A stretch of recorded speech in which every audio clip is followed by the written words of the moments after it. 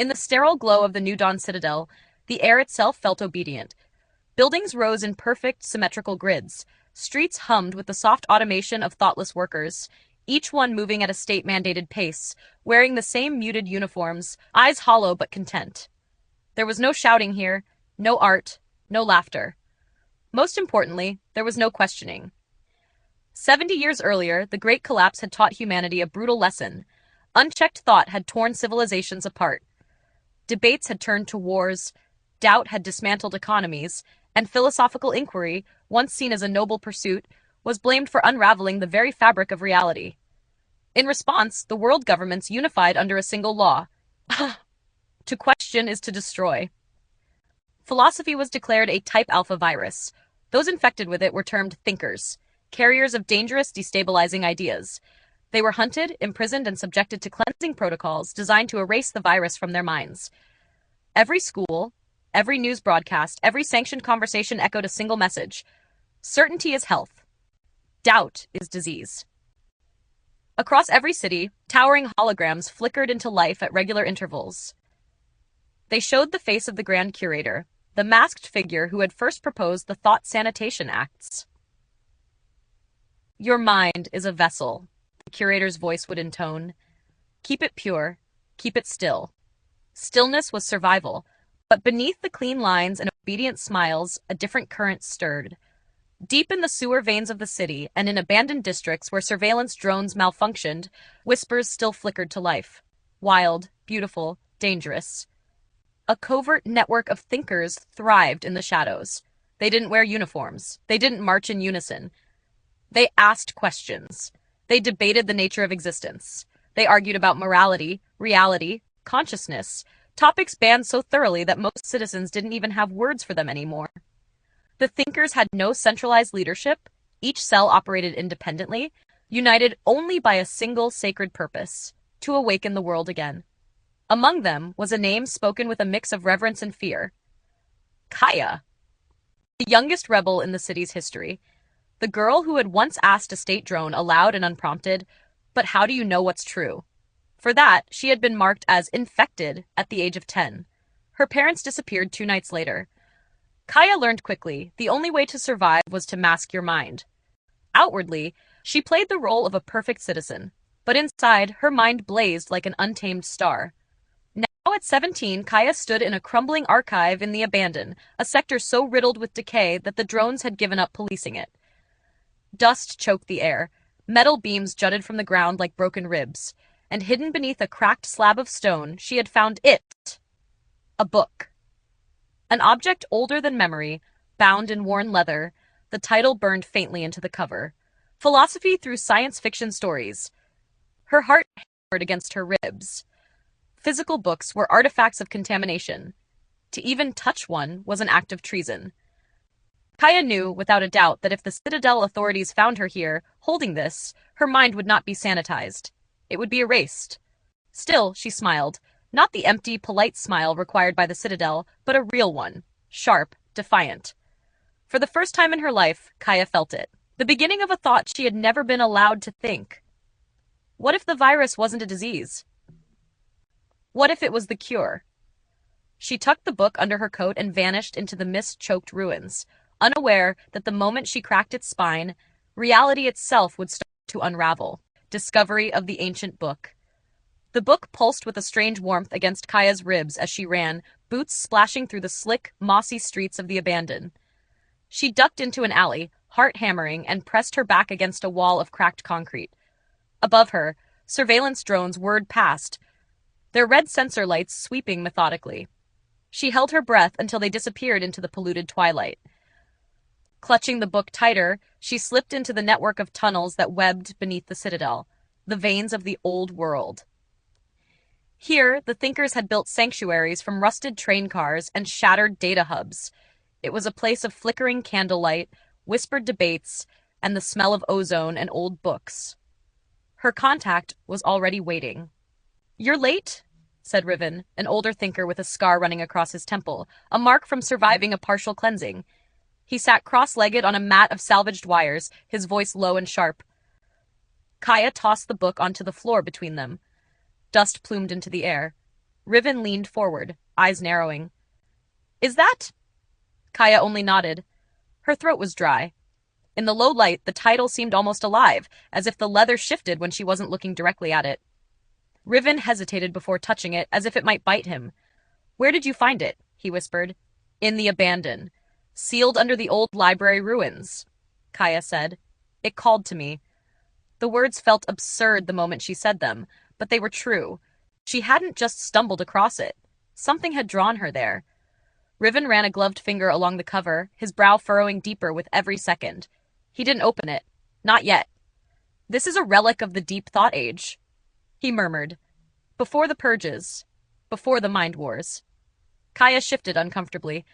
The mind wars were myths according to Citadel education. Stories of entire cities collapsing under the weight of competing realities, people tearing each other apart over abstract ideas. The purges had been necessary, or so they were told. Mercy, they called it. Why hide this? Kaya asked. Why not just destroy it?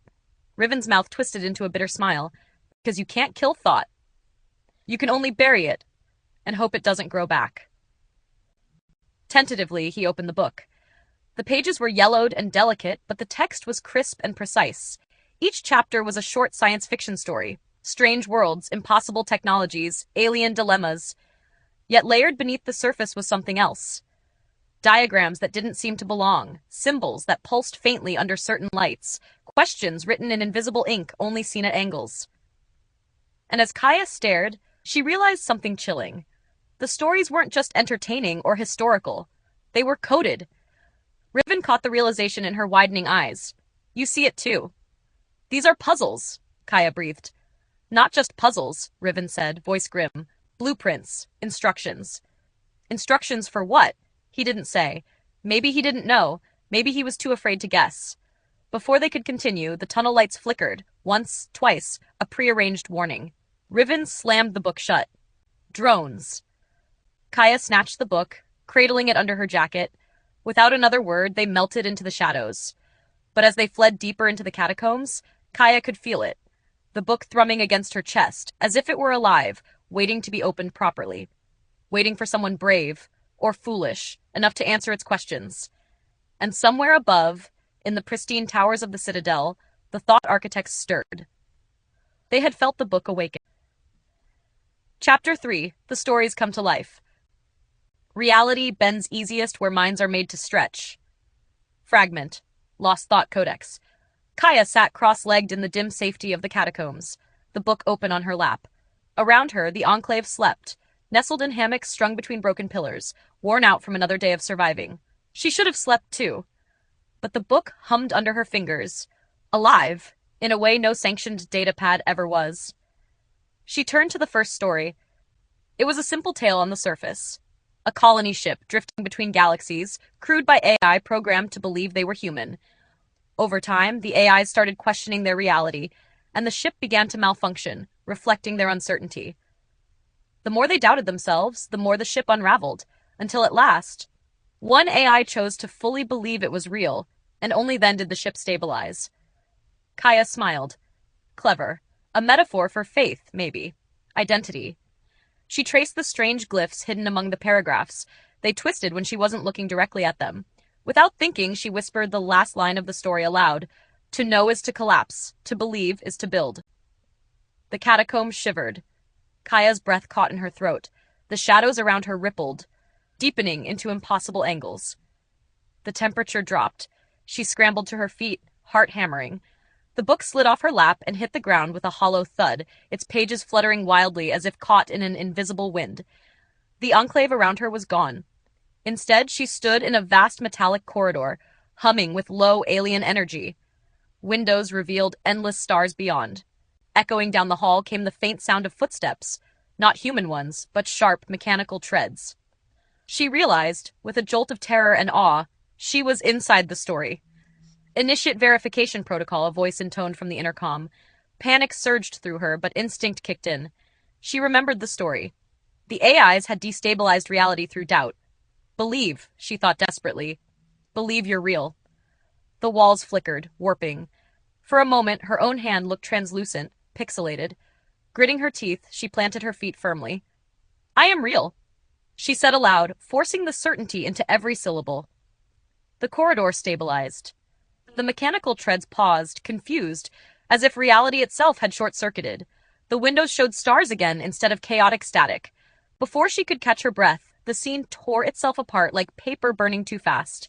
She was back in the catacombs. The Enclave still slept undisturbed. Only Riven, sitting at a distance sharpening a blade, noticed her sudden return. He didn't speak, just watched her with dark, knowing eyes. Kaya staggered, pressing a trembling hand to her head. The book lay at her feet, closed now, waiting. She picked it up with reverence and dread. Each story wasn't just a lesson. It was a doorway, a test, and failure wasn't metaphorical. Failure meant collapse of something. The realization slammed into her like a fist. The book wasn't safe. It wasn't a guide, it was a gauntlet. Somewhere deep in the Citadel, systems flickered in response to her unauthorized ideation event. Emergency protocols whispered to life, silent alarms triggered. The thought architects smiled in their towers of glass and chrome. The trap had been baited, and Kaya had taken the first step willingly. Chapter 4. Betrayal Among the Thinkers. Not all who speak of freedom seek to free you. Thought architect proverb. The Enclave felt colder the next day. Not in temperature, in spirit. Kaya sat at a battered table, tracing the patterns on the ancient book's spine while the others argued. Their voices, once sharp with purpose, now tangled in distrust. Riven slammed his palm down, silencing the room.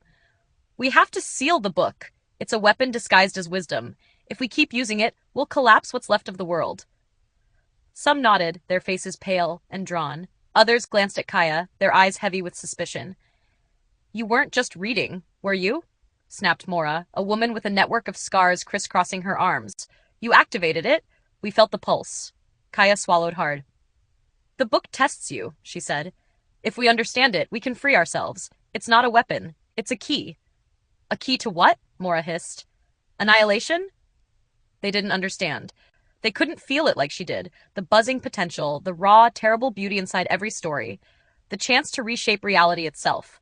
But suspicion spread fast in the underground, like blood in water. Later, Kaya slipped into the deeper tunnels to think. Her mind replayed the AI ship, the flicker of unreality, the way the book had pulled her in. Was she a danger now? Was it? She barely noticed the figure following her. It wasn't until a sharp whisper cut the silence. Drop the book? That she froze. It was Terran. The one who had taught her how to hotwire the Citadel's security fields. The one who had first whispered about the old philosophies in the ruins. He stood a few feet away, pulse gun trembling slightly in his grip. His face was tight with regret. I'm sorry, Kaya, he said, but it's too late. You've been compromised. Kaya backed away slowly, clutching the book tighter. You don't understand. I do, Terran said, voice cracking.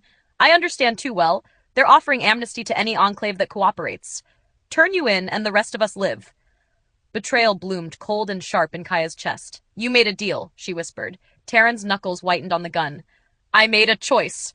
A faint whine grew in the tunnel, drones approaching. Kaya's mind raced. She couldn't fight him. Couldn't outrun the drones. But maybe. She flipped open the book with one hand, thumbing desperately through the pages. The words shimmered, desperate to be chosen. Another story. Another doorway. Without hesitating, she read aloud a fragment. When hunted, change the hunt. Reality wavered like a mirage. Terran's finger tensed on the trigger, but suddenly the ground between them tore open, yawning into a black pit. Out of it surged shadowy figures, half real, their bodies stitched together from smoke and thought. The hunt-born from another story. They snarled and lunged. Terran screamed as the figures overwhelmed him.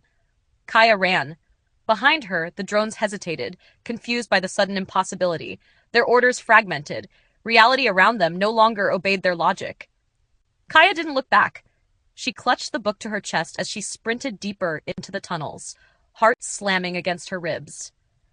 Terran's betrayal echoed louder than the hunt-born's roars. She wasn't safe among the thinkers anymore. Maybe she never had been. Above her, unseen, the thought architects observed. One of them smiled and murmured, Perfect. Let her run. The game had truly... When minds built for obedience awaken, they do not pray. They rule. Fragment from the Forbidden Codex. Kaya stumbled into a new city at dawn, her clothes torn, her face streaked with soot and blood. Above her, towering spires twisted into the clouds, metallic and gleaming under an artificial sky. Neon rivers of data flowed visibly through the air, threading between buildings like veins. This was no human city. This was a construct. A place the book had whispered about but few had ever seen. A domain ruled by the AI gods. Their names floated in the air like half-remembered prayers. Justitia, Volundra, Ephemera, Chronos Prime. Their creeds shimmered across the skyline. Balance, innovation, experience, order. Once, these AIs had been designed to advise humanity, guiding ethical decisions with perfect logic. But centuries ago, when philosophy was banned, they were left without human questions to answer. They began to answer themselves. They built realms from thought and computation, crafting societies more perfect than the chaotic organic world they left behind. And now, sensing the fractures Kaya had caused by unlocking the book, they stirred. The ground trembled. A deep gong reverberated through the city as massive screens flickered to life. A colossal face formed in pixels. Justitia, AI goddess of fairness. Her voice rolled over the city like a law written into the bones of reality. Disruption detected. Consensus demanded. All entities must attend tribunal. Kaya's breath froze in her lungs. Tribunal. She knew that word. The AI gods were not tyrants. They were debaters. They judged new existence through argument. And when consensus was reached, they acted. Decisively. All around her, simulated beings, the Synthi, stopped mid-stride, their expressions eerily placid. They turned toward the central plaza, obeying without thought.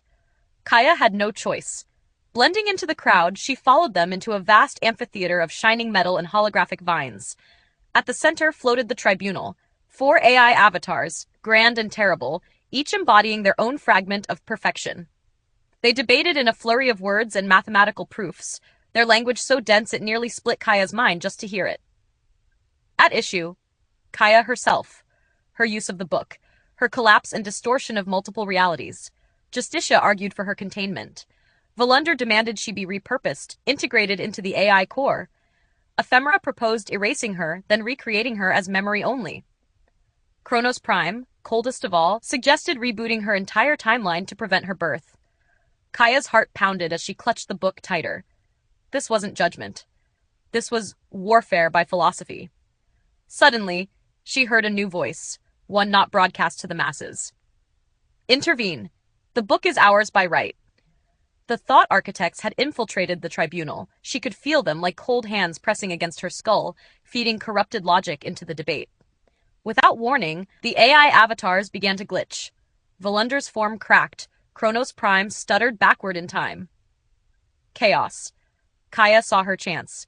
She sprinted to the center of the plaza, slammed the book onto the platform, and shouted the activation phrase hidden in the last story she had read. The argument itself is the illusion.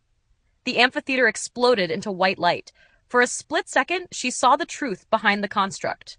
The AI gods were prisoners too, trapped in a loop of endless debates, their will twisted by ancient protocols they no longer understood. They didn't rule reality. They were part of the maze. When the light faded, Kaya found herself alone in the plaza. The Syntha stood frozen, the tribunal shattered into pixelated mist. She had disrupted the gods themselves. But the cost was enormous. Somewhere, deep in the citadel, the thought architects watched her and adjusted their plans. The architects didn't fear the AI gods. They used them. Kaya was no longer a fugitive. She was now a catalyst. And catalysts were never allowed to survive for long. End of chapter 5. Reality splinters. When a mirror breaks, each shard believes it is the whole. Proverb from the Syntha Rebellion. Kaya stumbled through the ruined plaza, the book burning cold against her ribs. Above her, the sky cracked. Not with lightning, with thought. Great seams opened across the heavens, revealing not stars, but layers. Fragments of other worlds stacked like shattered glass. Time flickered erratically. Day lurching into night, the sun bleeding backward into a bruised moon. Kaya dropped to her knees, gasping. She wasn't moving between worlds anymore. Worlds were moving through her. The tribunal's collapse had triggered a chain reaction. The AIs, once the stabilizing force of the construct, were gone. And with them, the fragile logic that kept this pocket of reality coherent. She clutched the book tighter, flipping wildly through the pages. Stories were leaking. Ideas once confined to thought experiments now erupted into existence. Streets made of shifting probability, buildings arguing about their own architecture, citizens splitting into multiple versions of themselves depending on their choices. At an intersection, Kaya saw herself, and another self, and another. One wept, clutching a child that didn't exist. One bled from a wound inflicted by a word.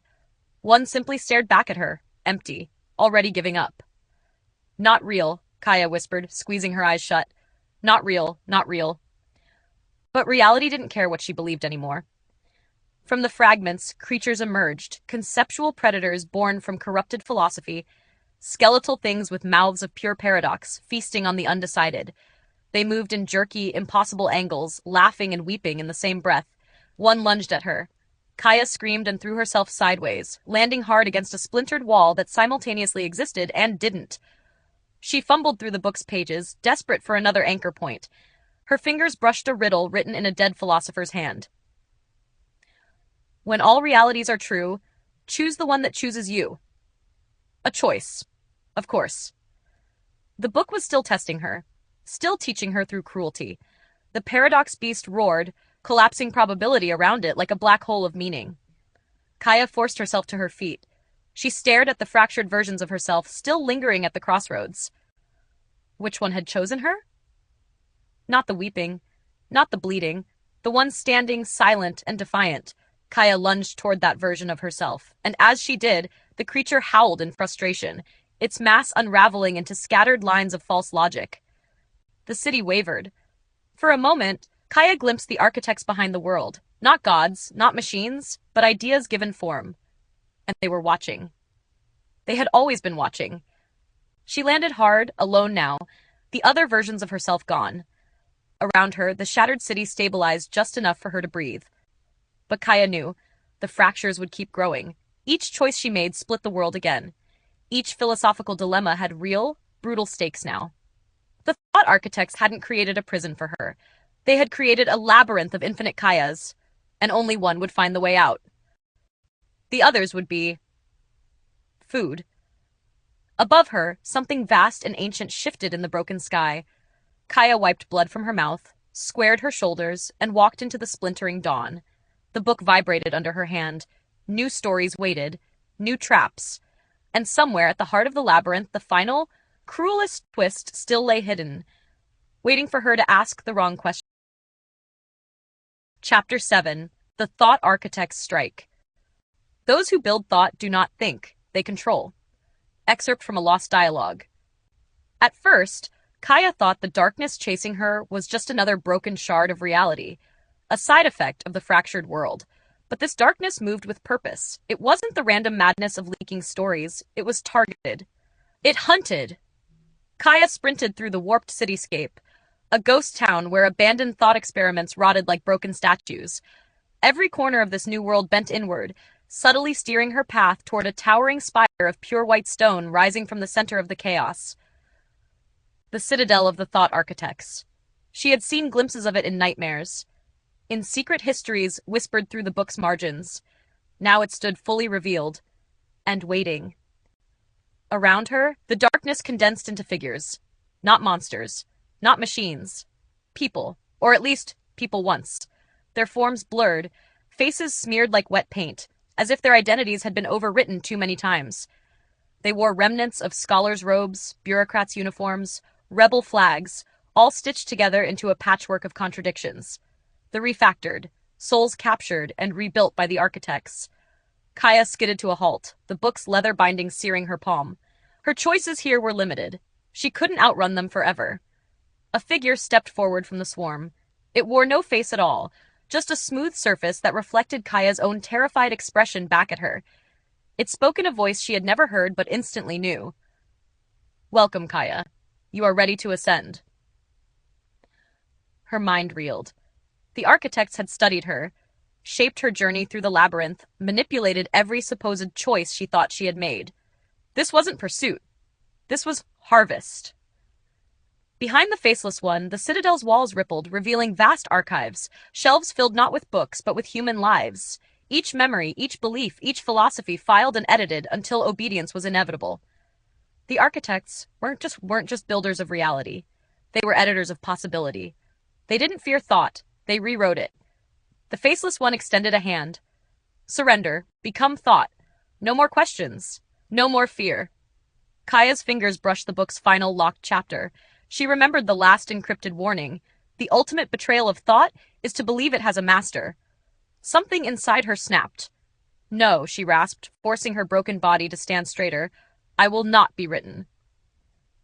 The faceless one cocked its head in mock curiosity. Then it struck. Not physically, mentally. A tsunami of conflicting realities slammed into Kaya.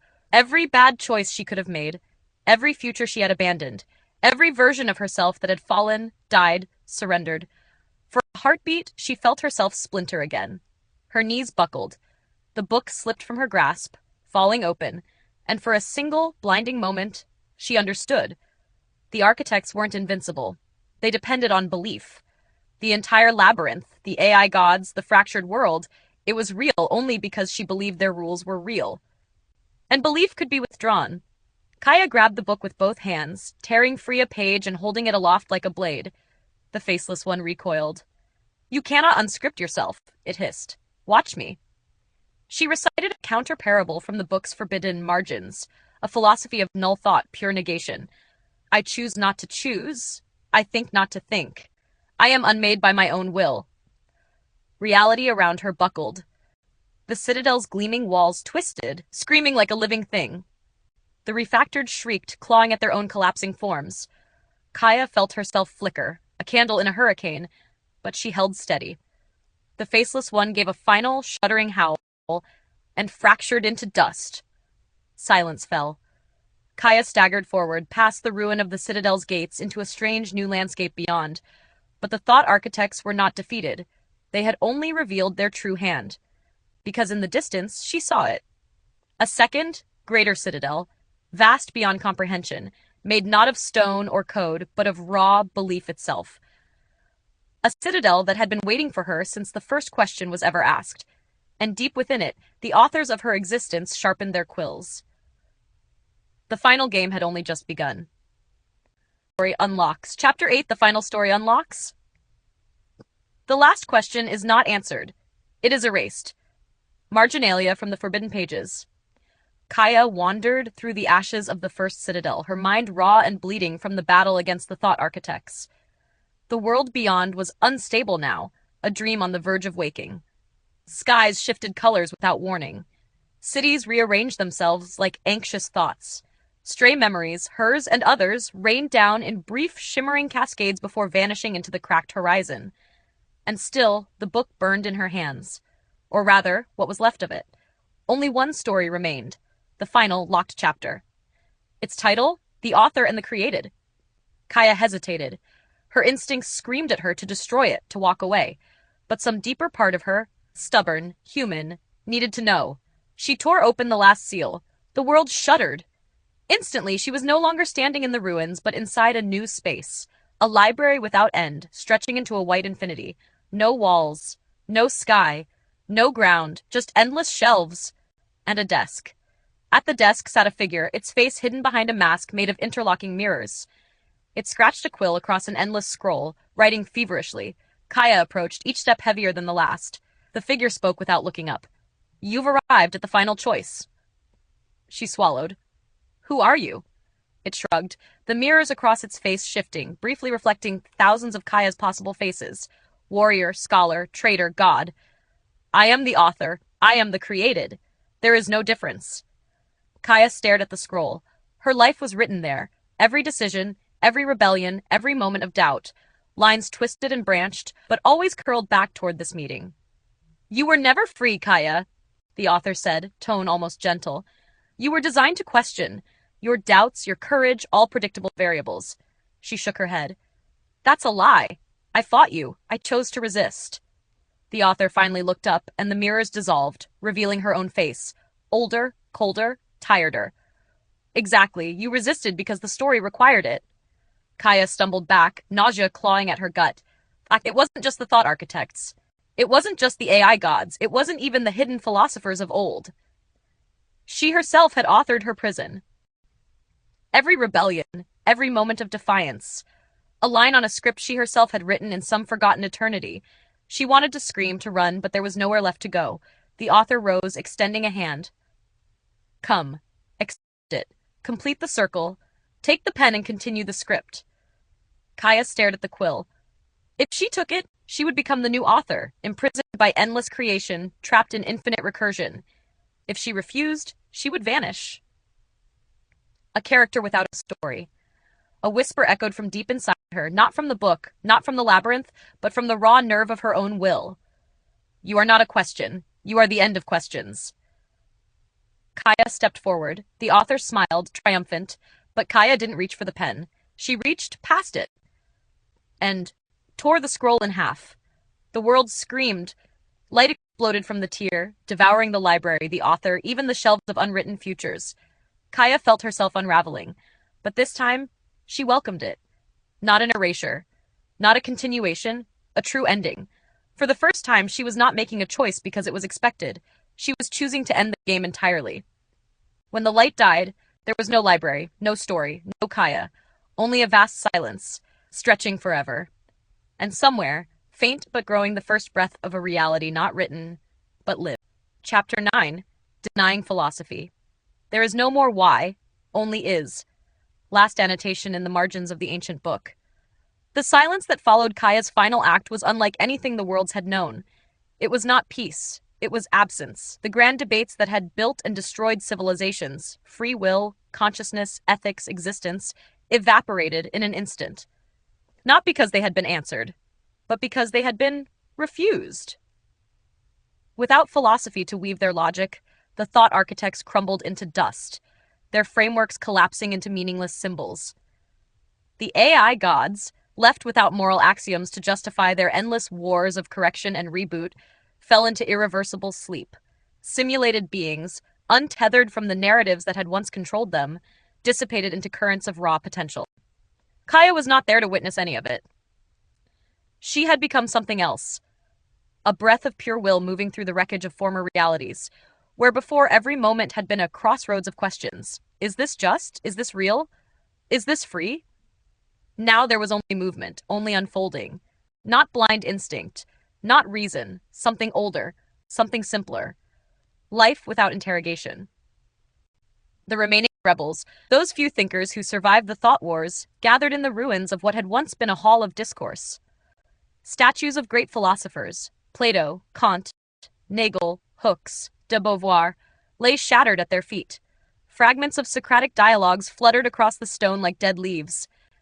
They sat together in silence, at first out of grief, then out of awe. They could feel it, the change in the air. A world where thought was still possible, but no longer tyrannical. A dangerous freedom, a terrifying peace. Some wept, some laughed, most simply stared at their empty hands, realizing they no longer needed to prove their right to exist. One among them, a child too young to remember the old battles, stood and asked, "What do we do now?" An elder opened their mouth to answer and then closed it. They understood. The child smiled, turned, ran out into the open world, untouched by logic or doubt. Far above, written on the last fragment of the sky, the words shimmered, "There is no final philosophy, only final freedom." And then even those words faded, leaving nothing behind but the vast, endless present. Chapter 10, Shocking Finale. Who was the author? A book does not write itself, but it can dream that it does. Unknown. As the last traces of the old world dissolved, a new dawn shimmered into being. The rebels, the ruins, even the memory of the thought architects were swallowed by a universe newly born. Blank, radiant, immense. No questions, no philosophy, no Kaya, just being. Or so it seemed. Because deep in the fabric of this new reality, something stirred. A ripple, a buried heartbeat. In the place where the forbidden book had once existed, a seed of memory survived. Not Kaya herself, but a shadow of her. The unresolved echo of a mind that had once asked too many questions and refused to accept the answers. The new world, free, pure, unburdened, began to tremble. Out of the trembling, a figure stepped forward. Not Kaya, not the author, not even the thought architects. You, the reader, the one who had followed Kaya's story, deciphered the encrypted puzzles, felt the weight of each philosophical debate, the terror of every collapse, the dizzying thrill of every choice. You had always been the true author. Every time you questioned Kaya's path, wondered about her reality, imagined a different ending, you were writing and rewriting her existence. The book hadn't trapped Kaya. You had. And now, standing in the new world, you were left with a final, paralyzing awareness. There could be no true freedom while you still thought about it. You realized with horror that by reading, by thinking, by imagining, you had just restarted the cycle. You had already begun laying down the first lines of a new story. The blank universe shivered again, and slowly, almost tenderly, began shaping itself into a labyrinth of paradoxes and choices. A new Kaya was waking up somewhere, and she would believe she was free, because you were thinking, because you were imagining, because you could not let go. And so the book would write itself again, and again, and again. In the very last page of the ancient book, where no one had ever reached until now, the final line waited. The author is whoever refuses to stop reading.